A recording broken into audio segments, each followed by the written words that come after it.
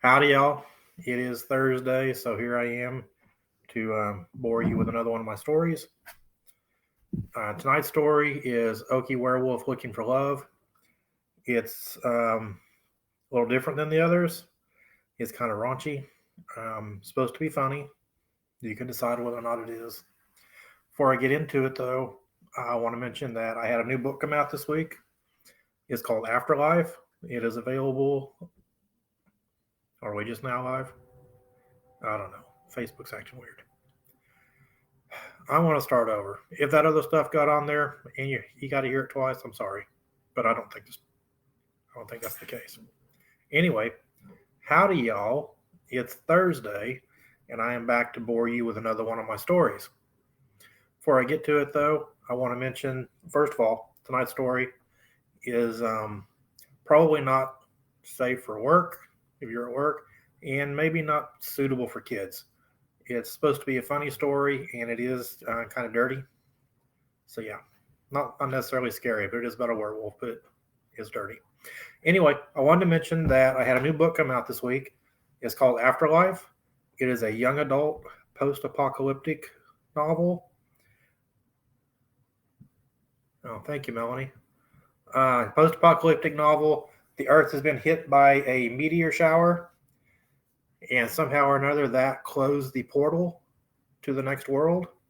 And so all these ghosts, well, after the meteorite shower, there was a disease. I actually wrote this book like 8 years ago, so it's not coronavirus related. But there's been a disease. Most of the population is wiped out. We have a young boy named Cody, and he can see the ghosts, but he cannot speak to them, can't hear them. And then finally, one day, one of them steps out and writes a message in the snow, and an adventure ensues. So it's available on Amazon in paperback and ebook, and it's currently under production as an audiobook. So if you're at all interested in that, there it is. Like I said, tonight's story is, get the title right, Okie Werewolf Looking for Love. I wrote this for an anthology. It got accepted. I honestly can't remember the name of the book it was in first. But it is in my book, Call to the Hunt, which is where you'll find all of my published werewolf short stories. It's also available on Amazon, paperback like this, ebook, and an audiobook that for some reason has become my bestseller recently. I don't know. There it is. So again, not kid friendly. You've been warned. Okie Werewolf Looking for Love. Dear Beasts and Babes magazine, first, I sure want to thank you for the service you provide. I love the articles and pictures. I had no idea this here kind of magazine existed. Thank God for Google. Anywho, after reading about those hot babes I like German Shepherd love, I thought maybe if you printed up this letter for me, it might help me find a woman that likes furry loving. My name is Randall William Bragg, and I'm a single white male living in Moore, Oklahoma. I ain't got a lot in the way of income, just what I make with my old Chevy pickup, hauling firewood, trash, moving furniture, that kind of stuff. I do some lawn work in the summers and sometimes go all the way up to Edmond for odd jobs. I get some government money too on account of my grandma being a Cherokee Indian and because I keep losing regular jobs. I had a girl, see, but I lost her. She left me. It's okay though. I'm over her. You're not getting a guy on the rebound. Nope. Chelsea Bryson is history. Water under the bridge. Bitch. Anyways, yeah. I'm about 6'1" with some extra baggage. I like my beer, and don't get no regular exercise. I'm 41 years old with most of my teeth and in pretty good health. I almost graduated high school. I would have, but I got kicked out of the Votech when me and Ronnie Crawford was lighting farts in the bathroom. Fire wasn't as bad as they said it was. After that, I figured I didn't need no more schooling. They'd already learned me how to repair farm machinery, so that's what I did for a while. But after old man Henry's tractor blew up and killed him, nobody'd hire me to do that shit no more. Weren't my fault. Anywho, see, I guess this here is something you probably should know about me, besides my income and health and stuff. About 9 months ago, I got myself bit by a werewolf. I swear it's true, swearing on a stack of Bibles. I was clearing some brush out of Emily Drummond's back pasture last summer. She's a good-looking woman, though a little older than me. Her husband's in the National Guard and got sent off to Iraq, so she ain't got nobody to help her. She don't pay much, but she cooks good in her tight shorts and t-shirt. Woman never wears no bra neither. Well, like I was saying, she hired me to clear some brush off her spread out by Newcastle because of the fire danger. I chopped and bundled all morning. Then sometime afternoon, I knocked off for lunch. I had me a peanut butter sandwich and a beer. Maybe 2 beers. I don't know. It was a hot day and the work was hard. I fell asleep in the shade of my pickup. When I woke up, the first thing I noticed was the smell. Something nasty was blowing in my face. It smelled like somebody had put a fan behind a freezer full of meat that had gone bad. It was all warm, too. I opened my eyes and it was night, a real dark night under the cloudy sky. There was something real close to my face. It was so close I couldn't see nothing. I kind of crab crawled away from it a bit. That got me away from the meat smell, but then I could smell something like a wet dog. I tried to get up, but when I done that, the thing grabbed my ankles and jerked them out from under me. I fell on my face, and then the thing was on my back. I thought maybe it was a Bigfoot. It pinned me there for a while, then started shifting around all strange-like. That worried me. Because the last thing I wanted was to get rear-humped by a Bigfoot, even if it would get me on the front page of one of them funny papers they sell up near the registers at the Walmart. That's when it bit me. Right in the meaty part of my left thigh. Hurt like hell. Well, I looked down and saw it was a wolf what had bit me. I swear it wasn't a wolf before. It was huge, man-size or more. Like a Bigfoot, standing on 2 legs. It wasn't no wolf. Well, then this wolf just ran away, and I was all alone. I hauled my ass back to the truck and got home. I poured some whiskey, good Jack Daniels, on the bite to clean it. Of course, had the bottle open, so I drank some of it too. Why not? Didn't go to the doctor on account I ain't got no insurance. If you answer this letter, I'm hoping you do have insurance, by the way. Also, I heard the rabies shots really hurt. That wolf wasn't foaming or nothing. I knew it didn't have no rabies. So you see, it wasn't no real need to go to the doctor anyway. So the bite healed up, and I didn't think much more of it for a while. Well, for a month to the day after I was bit, I got to feeling real sickly. It was an ache way down deep in the bones. Had me a bellyache, too. I was over to my girlfriend's house, but I went home before it happened.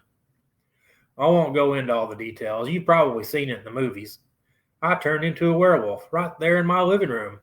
I about tore off the back door of my house getting out of there before I turned into a wolf.